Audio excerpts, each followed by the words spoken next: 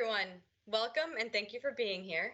My name's Alyssa, and on behalf of Staples, we're extremely excited to partner with Rocket Lawyer for today's webinar on signing contracts, a topic that can be tricky for most of us on a good day, and it's been proven to be even more challenging during the pandemic, like anything else.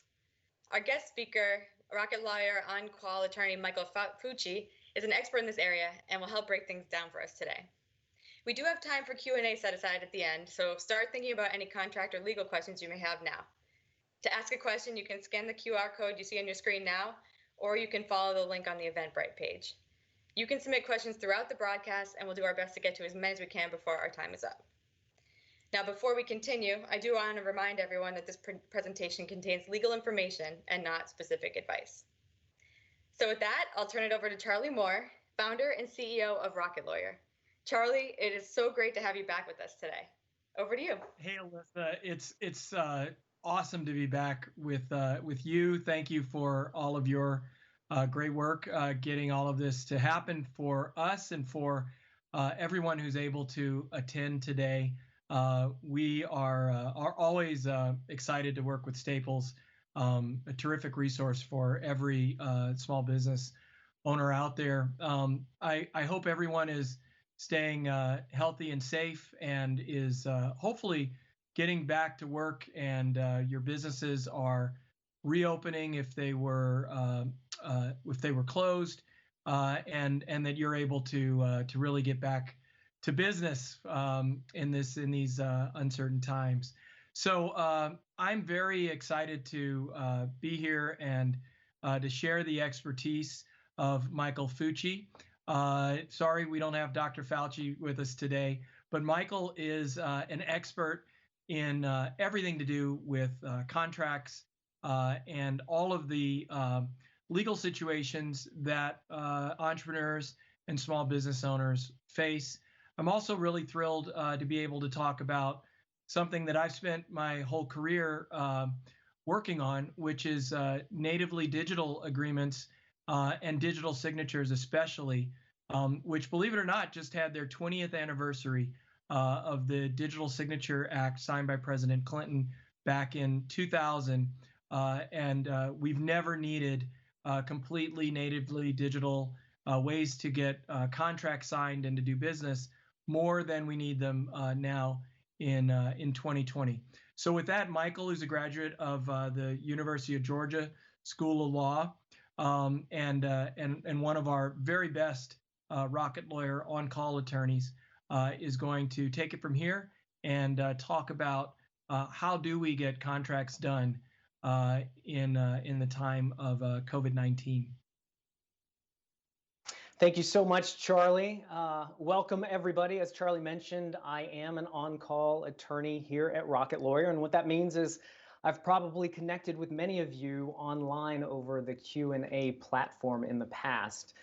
But in addition to the Q&A, the on-call attorney services are a really great and convenient way for you to be able to connect with an on-call attorney in your area, to ask them questions via phone or via email about some of the legal concerns that you might have coming up in your business. So if you haven't tried out that aspect of the on-call services, I definitely would encourage you to give it a shot. Now, in addition to being an attorney, I'm also a small business owner. So in light of COVID, I can commiserate with you, I can sympathize with you, I can empathize with you, I can celebrate with you, and of course, most importantly, I can relate to you. So I can relate to what we've been dealing with over the past 7 months and how we're adjusting our businesses to deal with COVID and the resulting shutdown. It's crazy to think that it's been 7 months since this is happening, or since this has happened rather, but I'm hoping today that I'll be able to share with you my knowledge not only as a legal professional, but also as a small business owner, so that we can really create a strategic new way of tackling business in light, and contracts specifically, in light of this new normal. Now, I love contracts. I'm sort of a contract geek. It's sort of like everybody has one of the person in their office that loves Excel spreadsheets. Well, that's me for contracts. There's something about the organization of it, the consistency of it, the stability of it that I just love. And so my hope today is to be able to share that passion with you, so that when you're faced with a contract, whether you're negotiating, drafting it, or signing it, that you'll be able to do so confidently, knowing that your interests are best served.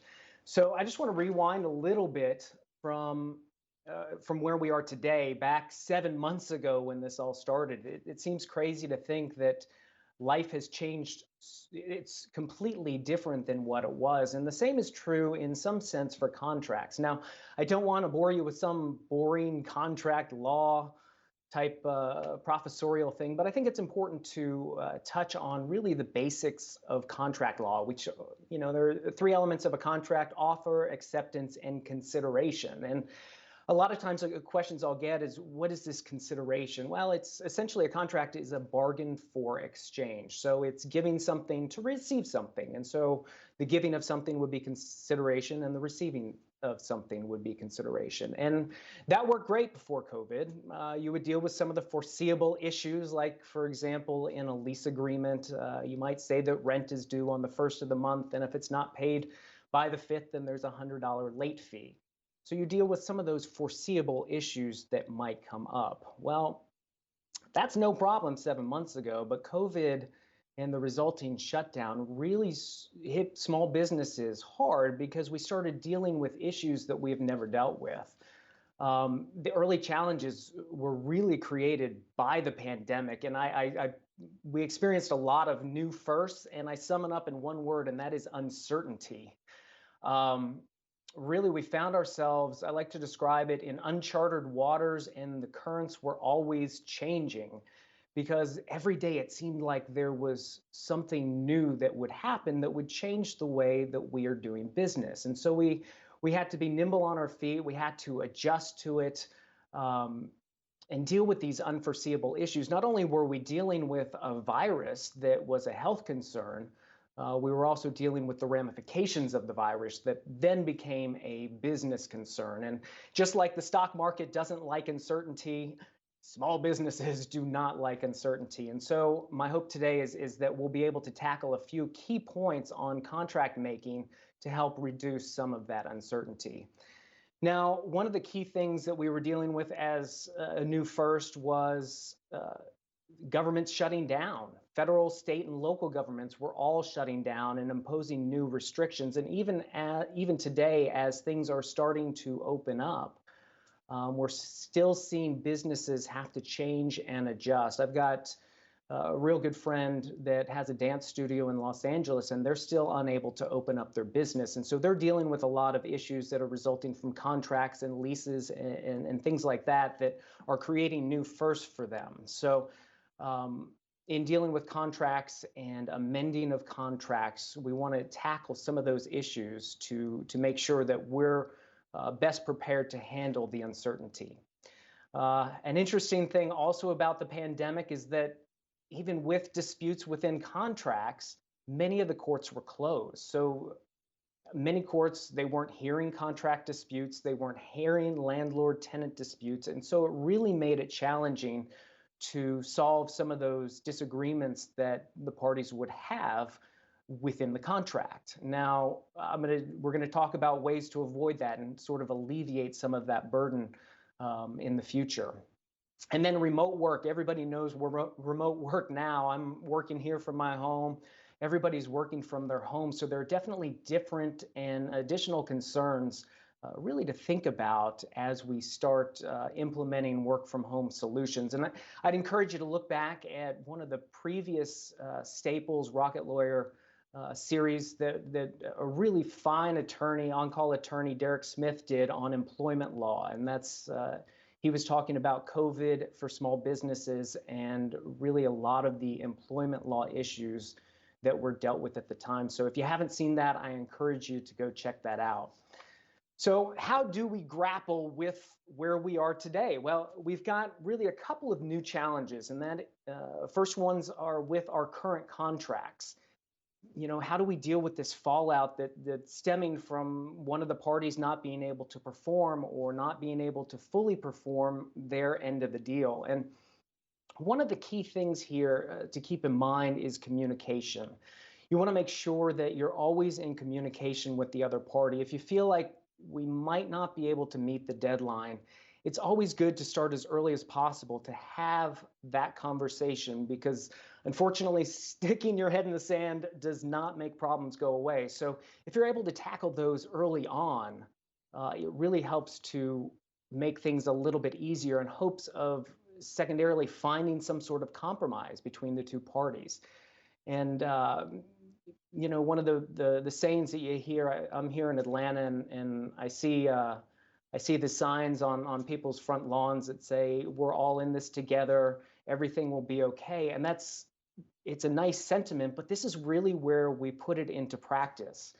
Compromise is key when parties are unable to fulfill their end of the bargain. So if you start those conversations early, find some sort of compromise, then you're able to put that into a new amendment to the contract. And that's what we'll talk about, how to really commemorate what the agreement is. And then in addition to dealing with those current contracts that we're working on, we've got the new challenges from new contracts. Business goes on, life goes on, so inevitably we're going to be signing some new contracts. So today we're going to talk about how do we draft these contracts that will protect us from some of these unforeseen issues that we've never dealt with before? Or how do we negotiate the contracts to protect our businesses from liability? Do liability waivers work?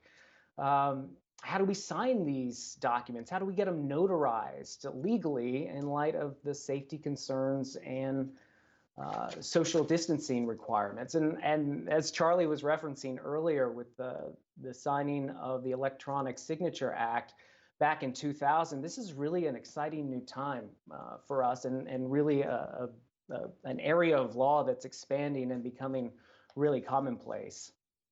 So let's dive into drafting smartly some new contracts. And this deals with lease amendments to your current contracts, but also dealing with new contracts as you're going forward. And the first and foremost, we just want to create some order from the chaos and find some certainty in these uncertain times. And the way you do that, first and foremost, is to learn from your past experiences. There's nothing like seeing what we didn't hit or what we didn't handle in our previous contract to be able to readjust and then include them in our current contracts.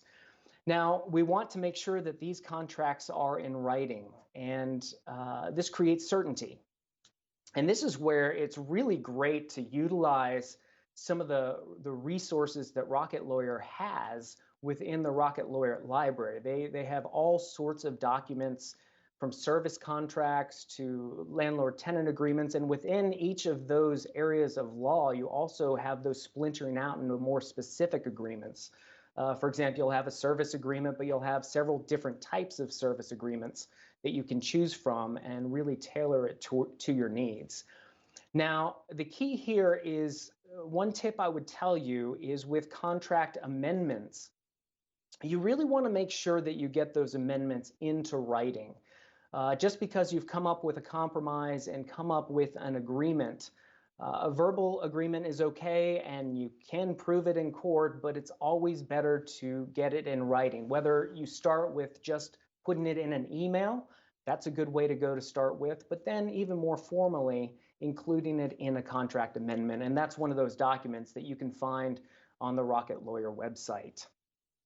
Next, we want to include a force majeure clause. This is one of those fancy legal terms that essentially is a French term that literally translates into superior strength. It's one of those clauses that you're probably familiar with that would say tornadoes, flooding, earthquakes, strikes, union disputes, and other acts of God. It's those types of things that are included within a force majeure clause. Well, in order to include this in your contract, that will allow it to trigger when something like COVID hits, you really need to include language like pandemic or epidemic or government restrictions. And this was one of the issues that many of the folks that I've been talking with have faced. They do have a force majeure clause in their contract, But unfortunately, it doesn't hit those key points. And one of the very important things about a force majeure clause is to make it sure that it is very specific and it specifically references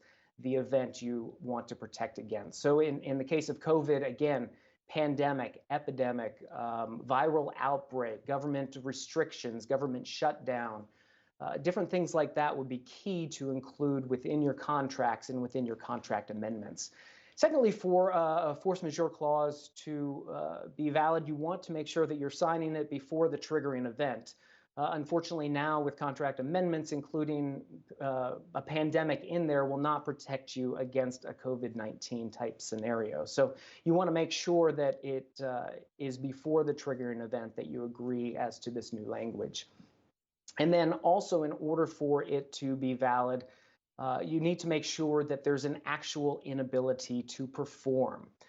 Inconvenience or the fact that it costs more, unfortunately, doesn't help in the case of a force majeure clause. So if, for example, you are shipping goods and your shipper is no longer available, and it's going to cost you twice as much to ship from using another shipper, unfortunately, that may not trigger the force majeure clause because you're still able to fulfill your end of the bargain. So it really does have to be an impossibility or an inability to perform. Another really important thing that you can include within your new contracts are an arbitration clause. And remember, I chatted earlier about the courts closing. This is one of those ways to protect against that, because not only can arbitration clauses save you some time and money as opposed to the costs associated with litigation and litigating those disputes that you have with contracts, it will allow you to handle those disputes even when the courts are closed. Many folks had opportunities to work with arbitrators virtually in order to deal with some of the contract disputes. So I highly encourage you to consider putting in an arbitration clause in your current contracts or in your contract amendments going forward. And another really neat thing about an arbitration clause is that it's private. Litigation is public. So if you have if you go to court and you're settling your agreement in court, a lot of that will not be a private thing. So in order to keep things private, whether it's, especially like within employee disputes, its arbitration clause gives you a really good opportunity to keep it private. And then last, including some additional language that might be applicable to your situation. For example, with employment contracts, work from home agreements, or work from home language. There's actually a great work from home agreement in the Rocket Lawyer library. So if your company is dealing with that now, then I encourage you to go check that out, and you can create a new work from home policy for your employees. Also dealing with employment contracts, security. There's the security when people start working from home. You have additional security concerns for your business, whether it's what's on their computer or security measures with the security of their computer itself. So it's good to think about things like non-disclosure agreements or additional work from home security measures. In addition to employment, you might be working with a goods or services contract. So definitely some contingency clauses would be good to include in there, or some termination clauses. And then finally, some additional language you could include for property related things are security deposits, and ensuring that you are taking a security deposit first in the first place, but then making sure that it's sufficient to cover you as a landlord in case the tenant is unable to pay. And then some new products like rent guarantee insurance, or there's also business interruption insurance, and asking your tenants to have that type of coverage, or some additional language that you could include within your contracts. Now, once you sort of have the basis of drafting the contract, the next step is negotiating. And the key here is to first, and I hate to say sometimes the obvious, but it's important that you read the contracts. I can't tell you how many people just skip over the language, and it's easy to do. I mean, it's easy to gloss over language, especially if there are some terms in there that you don't understand, or if you're tight on time. I know for me, if I go to a rental car counter, you're signing, you're initialing at each little thing. They're saying, well, this is telling you this is you're waiving this is where, and that's fine. You're just initialing away. But what they tell you is not enforceable. It's actually what's written in the contract. So that's why it's important to read the entire contract in its entirety. And if you have questions about any of the language in the contract, if there's specific terms or things that you don't understand, don't hesitate to ask. And this is a great opportunity to take advantage of the Rocket Lawyer on-call services. Just connect with an attorney in your area. You can forward over the contract and get some of those questions answered. Also in negotiating, again, communication is key. You want to be clear about your demands. There's a little bit of a balance here because you don't want to reveal all your cards, but you do want to be clear about what you want. So as you come up with some ideas as to what you want to include within the agreement, keep in mind that those verbal discussions or those outside agreements that you might have really need to be explicitly incorporated into the contract themselves. So if, for example, you were negotiating something over the phone, yes, that's what we're going to agree to. You sign the contract, it doesn't have that language in there. That conversation will not be included in the contract. So you really want to make sure that you commemorate all those verbal discussions. Any outside agreements you can incorporate by reference in the actual document itself. You also, as you're scanning through the language, you want to look for those unfavorable or ambiguous terms. And in doing so, I always say the tip I like to give people is read the contract as if you're not a party to the contract. Read it as if you know nothing about the situation. So as you're reading through it and you're looking at the terms, if it may not make sense or if there might be a disagreement as to how something would be interpreted, it's good to flag that so that you can provide further clarification. One thing that comes up quite often is in commission agreements where a commission is based off sales. Well, that sounds great, and the person drafting the contract knows what they mean by sales, but is it gross sales? Is it net sales? If it's net sales, how do you determine what's taken into account to determine net sales so that you can actually figure out what commission is based on? So again, read those contracts as if you're not a party to the contract. If it could be interpreted in any other way, it's important to really hone in on those terms and be very clear and precise. You want to hope for the best, of course, but you want to prepare for the worst. And by going through it that way, it really helps you to do that. Unfortunately, and I've been guilty of this in the past, you're so passionate about a deal that you really want it to happen, and you know it's not a good deal, but sometimes you just have to walk away. A bad deal is much worse than no deal at all. And so sometimes even just a little additional time will allow the parties to come closer to an agreement that is more fair, that really hits the important things to you as you're contracting.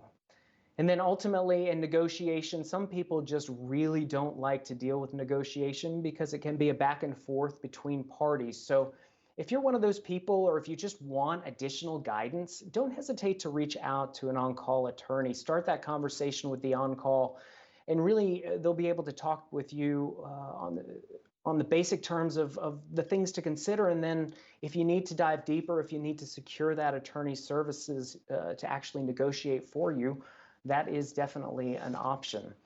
But again, in this negotiating, we want to create certainty out of uncertainty. So it's really important communication, making sure the terms are favorable, making sure that they're very precise and that you know exactly what you're signing. And speaking of signing, you really, as Charley had mentioned, and I don't know, Charley, if you want to talk now or at a later time a little bit more about the new Rocket Sign feature that we have at Rocket Lawyer. It's fantastic.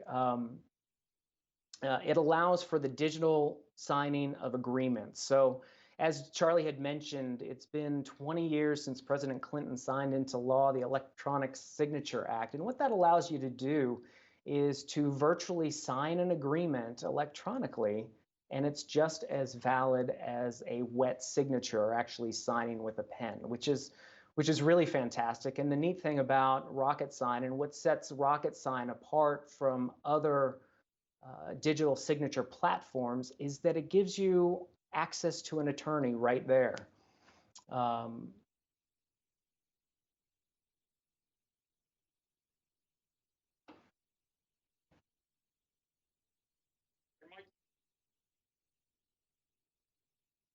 I love everything that you've taken everybody through, Michael. It's been terrific to get that information.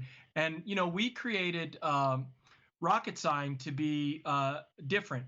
You know, today, 20 years after the Digital Signature Act, we're signing with our finger on our phones all kinds of stuff from cab rides, the mundane, you know, from cab rides back when we were all taking cabs, to really important things like mortgages and some of the biggest decisions that we make.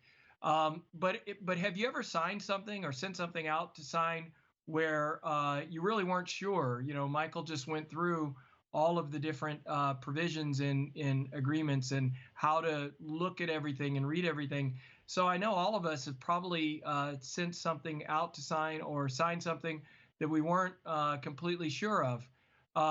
We created Rocket Sign so that you can send and sign confidently, knowing that just one click away, there's an attorney there to help you understand what you're signing so that you can do it with confidence. And so we couldn't be more excited about being able to offer that service to everyone. That's great, Charlie. And really, this is a prime time for that, being at a time of social distancing, that you're able to sign, as Charlie said, with your finger, and it's just as legally valid as if you were to in person with a pen. Kind of moving on with that, along with digital signatures, sometimes you need notarization services. And again, how do you do that at a time of social distancing when you're not able to get out or you're not able to go to a notary? Well, with this, it's not quite to where the digital signatures are. There are still some requirements. About half the states, maybe 25, do allow for virtual notarization. And so what this does, it's very similar to this online platform that we're on today, where you'll see the notary in front of you. You'll check the credentials of ID and all of that, and then you can virtually notarize a document. But again, you got to check what your local laws say as to what's possible in your state. But the exciting thing about this is probably one of the good things to come out of this pandemic, if there is a silver lining, are these new technologies like virtual notarization. One tip I might give you in this area, I know, like, for example, California, we don't permit virtual notarization. We only have in-person or mobile notarization, where a notary will come to you and then you can practice social distancing and signing of the agreement. But one tip here is, in 2019, Montana actually approved remote notarization for signers out of state. So that's also an option, is to contact a virtual notary in Montana to get some of your documents signed virtually. And then finally, in signing confidently, is keeping a copy of the signed contract. And this is what I love about Rocket Lawyer and the online platform. It serves as a vault where you can store securely and safely your documents that are signed, so that at a moment's notice, if you needed to refer to it, you could pull it out and see the contents of the agreement. You'd have the signed contract right there in the account. If it is a wet signature, you can upload a copy of it to your Rocket Lawyer account. But keep in mind that any wet signatures that are done with a pen, it's still a good idea to keep those in your permanent file, to keep those on hand, as you in case you need to bring it out, whether it's a dispute in court or an arbitration. It's always better to have the actual original contract in your presence. Now, one of the things that really covers the actual things to think about with contracts. There are some additional protections in this time of COVID that I think are worthy of discussion for small business owners. A question I get quite often are questions about liability waivers. People are opening their businesses up again, and they're concerned, rightfully so, about people coming to their business and then later on getting sued because they caught COVID and they say they caught it at your establishment. Well, the question here is, will a liability waiver protect you against COVID-19 liability? And unfortunately, the jury's still out on this. Much of that law is determined through case law. So as some of these disputes start making their way through the court system, we'll have a better idea of whether or not the liability waivers will help. Of course, it's better to be safe. So you could draft a waiver, and in doing so, making sure that it's clear and unambiguous as to what's being waived, what the situation is. You want really clear and concise terms to ensure that the other party fully understands not only the risks that they may have, but also the rights that they're actually waiving. That would be key for this type of liability waiver to be enforceable if it did go to litigation. And then also keep in mind that this liability waivers won't protect against intentional behavior on your part or grossly negligent behavior or reckless conduct. So just something to keep in mind as you explore liability waivers as to whether or not they're a good idea or something that would be valuable for your business. And by all means, if you have a question, again, reach out to an on-call attorney and they'll be able to walk you through that. Another thing to think about is insurance. Now, I'm a huge fan of insurance. It allows you to sleep safe at night. So if you don't have insurance for your small business, this might be a good time to look into that or revisit your current policies. Of course, it's important to have general liability protection that protects you against personal injuries or property damage. Of course, if you've got employees, you know about workman's comp insurance, it's important that that you have that. Some new things are rent guarantee insurance. This is a fairly new product that will protect landlords should a tenant not be able to pay their monthly rent. So that's an interesting new product that's just sort of making its way onto the market in recent months and years that might be something to look at as something that might be valuable to your business. Also, renter's insurance. This would cover a tenant's property should something happen at the premises. It's good for landlords to consider including that within the lease agreement to require their tenant to have renter's insurance, and as well business interruption insurance.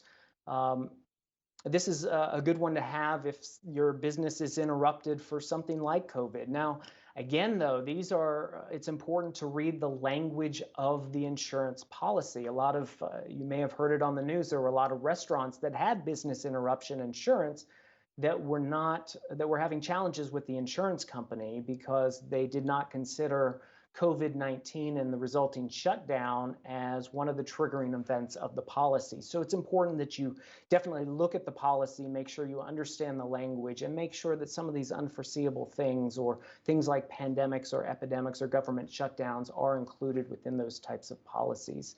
And as mentioned previously, definitely revisit any policies that you currently have to make sure that you understand, number one, what's in it, and make sure that it's adequate coverage for what you need. And if there's something that you wish you had, now's a good time to consider that. But ultimately, all these things, again, it's creating order from the chaos and just making sure that you're prepared to handle this new way of life post-COVID. So with that, why don't we open it up to questions, Alyssa? Great, Michael, thank you. That was super helpful information. Definitely made me feel more comfortable about contracts. So I guess let's jump in. As a reminder, actually, before we get to some of the questions that are trickling in, this is the best way to ask a question. So just use your phone camera. You can scan this QR code. It'll take you to the link where you can type in your question, and it'll pop up here, and we'll ask it to Michael or Charlie. If you don't want to use the QR code, there is a link on the Eventbrite invitation where you signed up. As we're waiting for stuff to come in, here's one. How could we anticipate future issues for a force majeure clause? Like we would have not seen COVID-19 come in, you mentioned. Is there anything that we could include to protect us against any and all unforeseen events? And that's from Steve in New Jersey. Thank you, Steve. I appreciate the question. It's a good question, and it's the foreseen unforeseeable events. It's the question that comes to mind.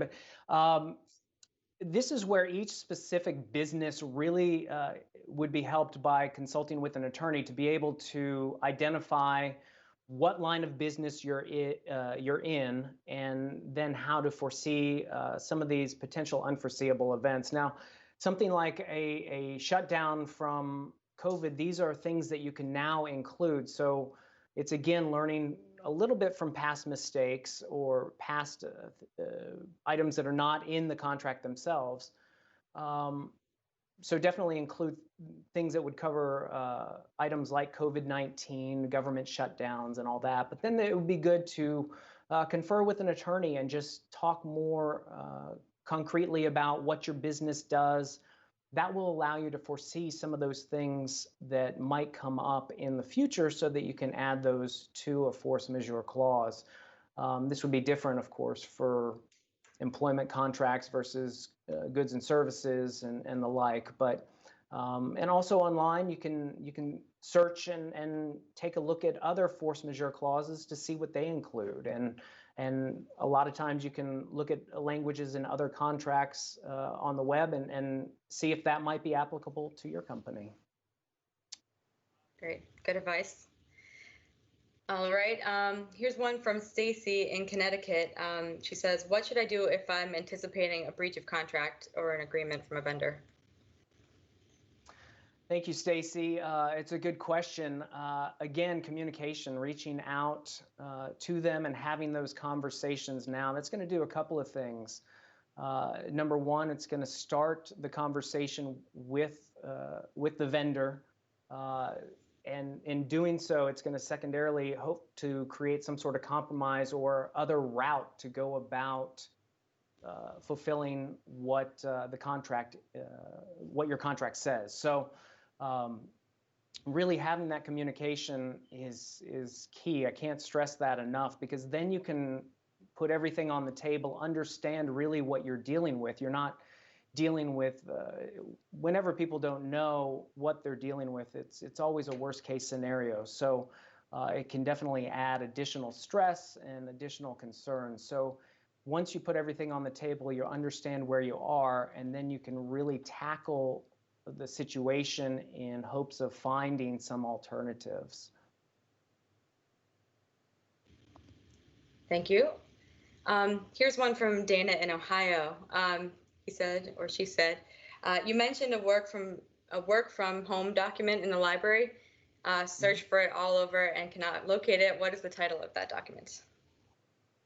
I believe it's actually within the coronavirus area of the website. So if you go on rocketlawyer.com, go to the orange bar at the top, there's a coronavirus section there that should have a work for home agreement. I'm trying to think another way we might be able to get that information. Yeah. Can you guys hear me? Yes. Okay, great. I wasn't sure you could hear me. Yeah, it's called a work from home agreement. You can just search.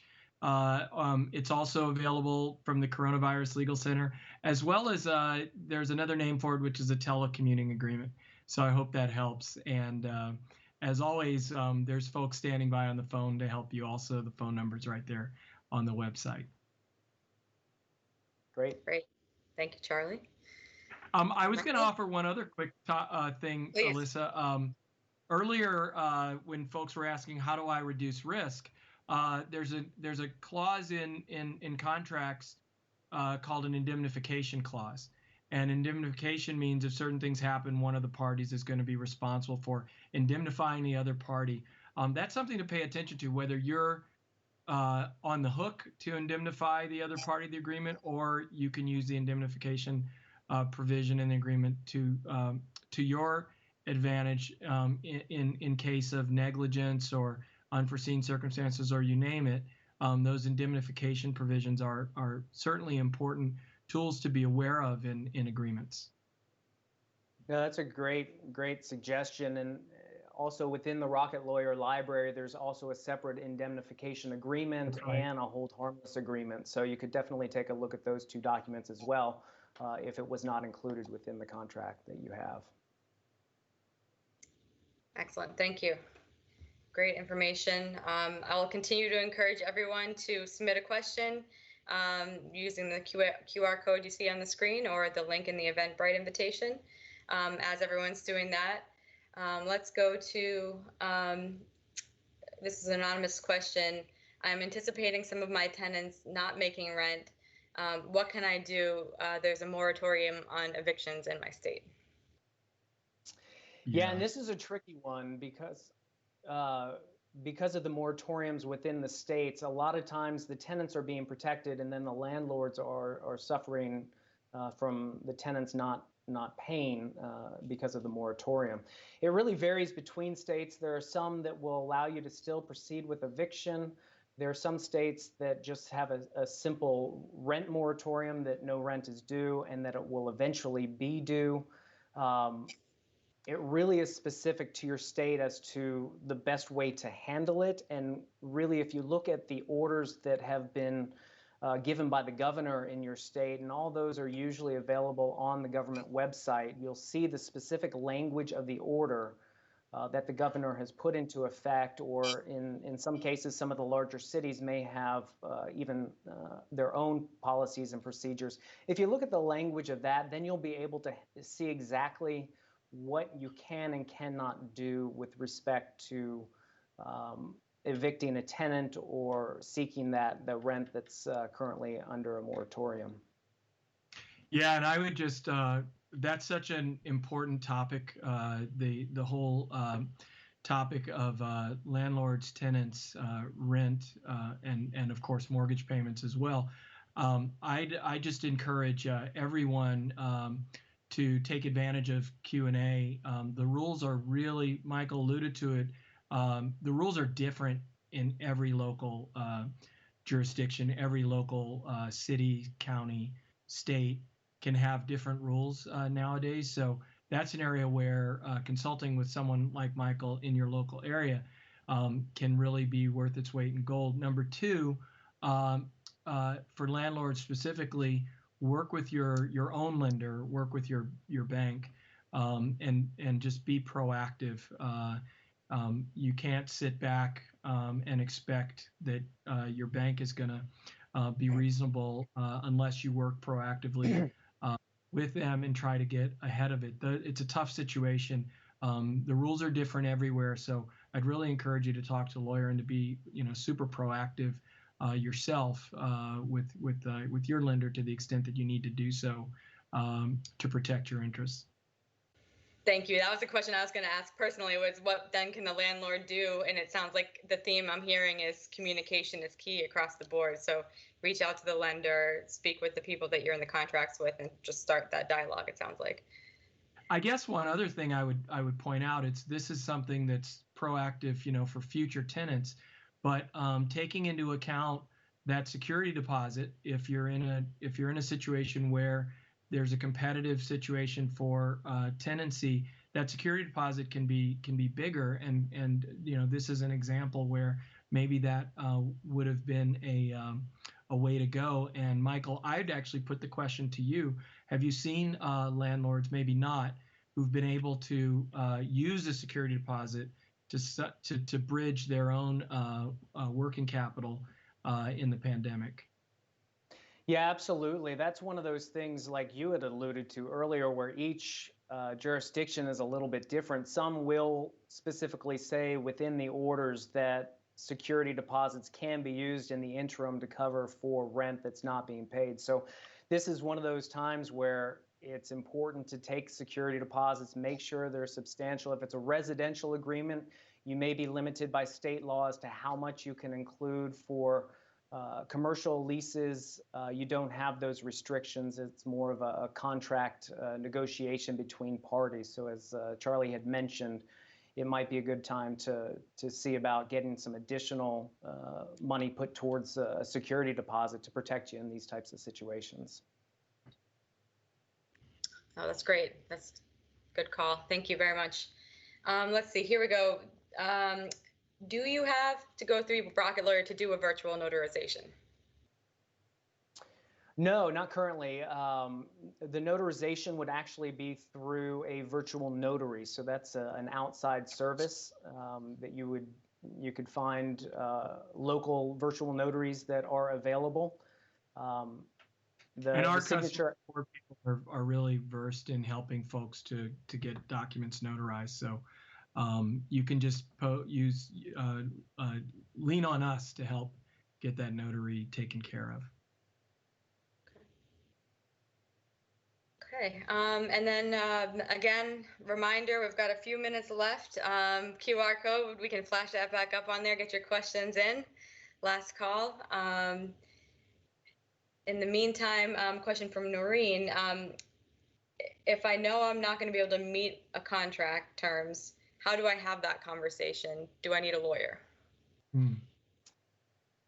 Yeah, it's always more comfortable when you do have an attorney to help you with that. But sometimes I think even a more effective way is to have that conversation, have that tough conversation, and come from a place of the vulnerability of, I'm not able to meet this, but I want to. Can we come up with some sort of solution so that you're protected and I can get through this tough time? So just really approaching it as if the situation were reversed and you were on the receiving end of that conversation. Sometimes just even starting those tough conversations, the starting part is the hard part. And once they get going, sometimes you might find the receiving party a little bit more understanding and very reasonable in figuring out how to come up with some sort of compromise. Now, once you do that, once you find a compromise or once you find a way forward, definitely make sure you put it into writing so that you're clear about the terms and that both parties understand what the expectations are going forward. Yeah, I would love to piggyback on that. Everything Michael said is absolutely right. And I love how you put the human touch, just sort of doing the right thing. This is a place where, in terms of contract breach, where the law actually matches, and it always doesn't happen, actually matches doing the right thing. If you know that you're going to breach an agreement and you notify the other party of that potential breach, well, you start the clock ticking where they have to mitigate those damages.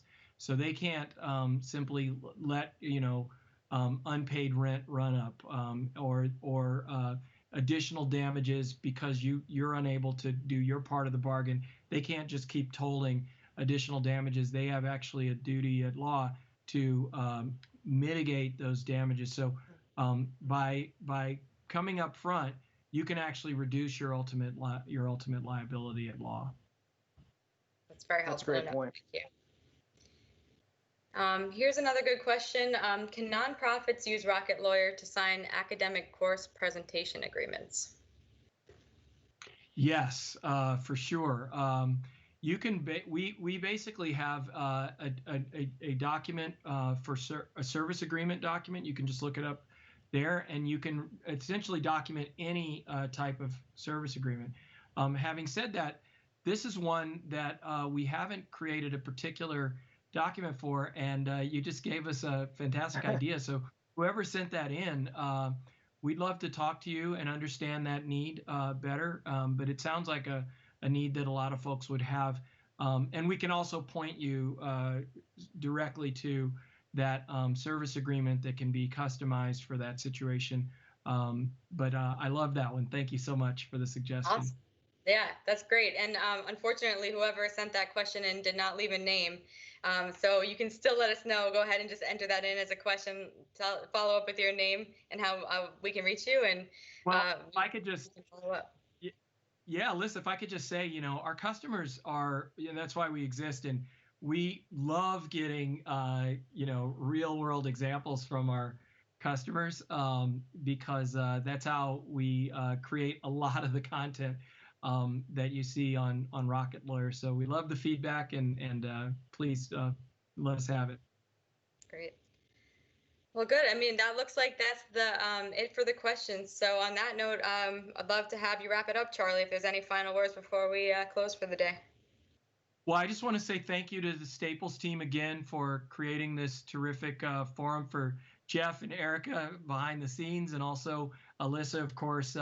You're awesome, and thank you. I think you're providing a terrific resource for everyone. I appreciate the time of the folks who've attended, and last but not least, Michael, thank you for your time and for being such an important part of the Rocket Lawyer On-Call legal network. Absolutely. Have a great day. I'll echo that. Thank you, Michael, for the great information. Thank you, Charlie. Much appreciated. Thank you to everyone again watching today for your time, for the questions. We will be sending out a recording of this session, so if you did miss any portions, look out for that in your email. And if you have any other questions, you can also always go to rocketlawyer.com/staples, and there's a lot of other great information there as well. Thanks again, and have a good day. Bye-bye. Bye-bye.